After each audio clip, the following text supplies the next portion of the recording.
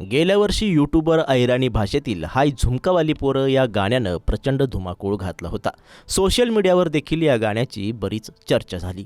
अल्पावधीतच या गाण्याला लोकप्रियता मिळाली होती. आता हे गाणं आणि या गाण्यातील अभिनेता पुन्हा एकदा चर्चेत आले आहेत. त्यामागचं कारण म्हणजे या गीतामधील अभिनेता विनोद उर्फ सचिन अशोक कुमावत विरोधात नाशिक रोड पोलीस ठाण्यात बलात्काराचा गुन्हा दाखल करण्यात आला आहे. कुमावत याने लग्नाचे आमिष दाखवून 30 ऑगस्ट 2022 ते 17 जानेवारी 2023 या कालावधीत वेगवेगळ्या ठिकाणी पीडित तरुणीवर शारीरिक अत्याचार केले. तसेच पीडित युवतीने पहिल्या लग्नाबाबत विचारणा केली असता तिला शिवीगाळ करून मारहाण करत लग्नास नकार दिला. या प्रकरणी नाशिक रोड पोलीस ठाण्यात शारीरिक अत्याचार केल्याप्रकरणी संशयित कुमावत विरोधात बलात्काराचा गुन्हा दाखल करण्यात आला आहे. यूट्यूब चॅनलद्वारे गीते प्रसारित करणाऱ्या कुमावतने पीडितेसोबत ओळख वाढवली.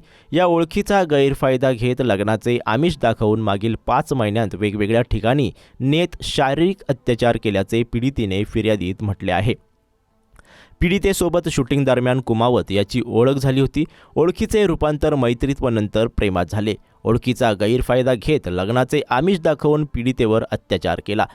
दरम्यान या प्रकरणी पीडित तरुणीने दिलेल्या तक्रारीवरून विनोद उर्फ सचिन अशोक कुमावत राहणार माडा कॉलनी सातपूर नाशिक याच्यावर नाशिक रोड पोलीस ठाण्यात बलात्काराचा गुन्हा दाखल करण्यात आला आहे. या प्रकरणाचा पुढील तपास नाशिक रोड पोलीस करत आहेत.